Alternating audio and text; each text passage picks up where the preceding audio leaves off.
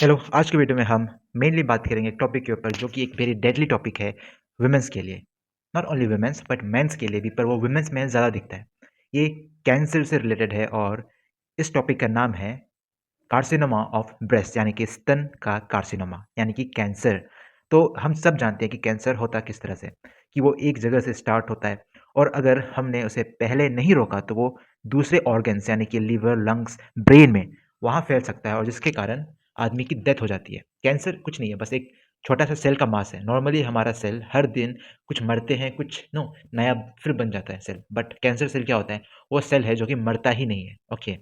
उसे मारने के लिए बहुत कोशिश करनी पड़ती है, इसलिए कीमोथेरेपी ये सब देते हैं। हम जानेंगे कि कैंसर यानी कि ब्रेस्ट कैंसर में आखिरकार होता क्या है और ये क्यों इतना डेंजरस है, पर इसके ट्रीटमेंट भी आ चुका है, तो अब इसका प्रोग्नोसिस यानी कि जीवन बचने की उम्मीद क्या है? कोई भी कैंसर का एक मेन प्रॉब्लम होता है डिटेक्शन। अगर हमने कैंसर को बहुत पहले यानी कि शुरुआत में डिटेक्ट कर लिया, तो पेशेंट की बचने की चांसेस बहुत ज़्यादा है। पर अगर लेट हो गया, लाइक स्टेज आपने सुना होगा ना, स्टेज 3 का कैंसर है, स्टेज 4 का कैंसर है। जितना स्टेज बढ़ता जाएगा, लाइक स्टेज 1, स्टेज 2, स्टेज 3, जितना कैंसर बढ़ता जाएगा, जितना स्टेज बढ़ता जाएगा, उतना कैंसर डेडली हो जाएगा। ओके, तो जितना जल्दी हो सके हमें उस कैंसर को पकड़ना है, पर कैंसर ईज़िली डिटेक्ट भी नहीं हो पाता। क्यों? बिकॉज़ उसका सिम्पटम्स आता ही नहीं है, आता भी है तो लाइक फ़ीवर आएगा, तो फ़ीवर तो किसी और चीज़ में भी आ सकता है, लाइक वायरल फ़ीवर हो गया, बैक्टीरियल फ़ीवर हो गया, तो डिटेक्शन में बहुत टाइम लगता है। या अगर पेट का कैंसर होता है तो कॉन्स्टिपेशन होता है, ओके। तो फिर हम सोच सकते हैं कि कॉन्स्टिपेशन तो कोई और चीज़ के कारण भी हो सकता है, लाइक खाने-पीने के कारण, तो पेशेंट जल्दी जाता ही नहीं है डॉक्टर के पास और जब डॉक्टर डिटेक्ट करता है तो बहुत लेट हो जाता है। जिसके कारण जिसके कारण पेशेंट को बहुत तकलीफ होती है और उनकी कभी-कभी मौत भी हो जाती है। तो इसलिए हम जानेंगे कि ब्रेस्ट कैंसर से कैसे बचा जा सके, खासकर वुमेन जिनकी एज 50 ईयर्स से ज़्यादा है। ऐसा नहीं है कि यंग वुमेन को नहीं हो सकता, पर हाँ, जिनकी एज 50 ईयर्स से ज़्यादा है, जो कि मेनोपॉज़ ले चुके हैं, उनको कैंसर होने के चांसेस ज़्यादा बढ़ जाते हैं बिकॉज़ ऑफ इम्यूनिटी ऑल्सो और हार्मोन्स डिसबैलेंस ऑल्सो। हम इस वीडियो में डीपली जानेंगे कि कैंसर यानी कि ब्रेस्ट कैंसर को पहचानते कैसे हैं, डिटेक्ट कैसे करेंगे और बहुत सारे जो सेलिब्रिटीज़ हैं, ओके, जिनको कैंसर हुआ है रिसेंटली, मैं उसके बारे में बात करूँगा। ओके, तो बने रहिए इस वीडियो में। Thank you so much. Cancer के प्रोग्नोसिस के लिए स्टेज का जानना बहुत ज़्यादा ज़रूरी है। Stage mainly divided into 5 parts in the breast cancer, like stage 0, stage 1, stage 2, stage 3 and stage 4। Stage को मेनली हम किस वे से डिफाइन करते हैं, तो मेनली साइज, ओके, और इसका स्प्रेड यानी कि कहाँ तक फैल चुका है। जिस कैंसर एक जगह नहीं रहता, वो धीरे धीरे करके दूसरे बॉडी पार्ट्स में फैलता रहता है। अगर ये बहुत ज़्यादा जगह फैल गया than it is a very dangerous thing.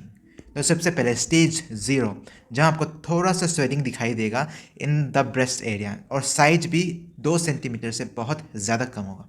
और स्टेज 1 में क्या है कि कैंसर अब ओरिजिनल जगह से दूसरे जगह में भी फैलने लग गया है और उसका साइज़ थोड़ा सा बढ़ गया है, पर हाँ 2 सेंटीमीटर से कम ही है, पर साइज थोड़ा सा बढ़ने स्टार्ट हो गया है और ओरिजिनल जगह से वो बाहर फैलना शुरू हो गया।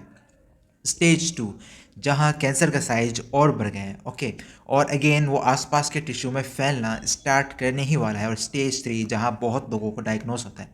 फॉर एग्जांपल, एक और एक्ट्रेस है रिसेंटली जिनको कैंसर हुआ है स्टेज 3 का, वो है Hina Khan, okay.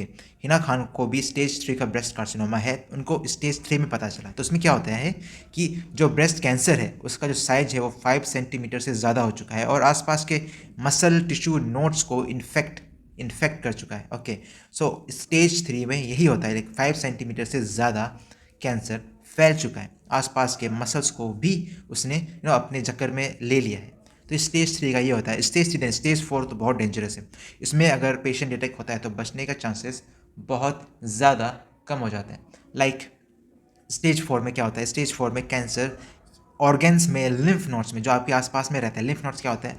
Lymph node समझ लीजिए एक अनार की शेप का छोटा सा कुछ पार्ट रहता है हमारे स्किन के अंदर, ये सब में, जो कि इन्फेक्शन को कंट्रोल करता है, ओके।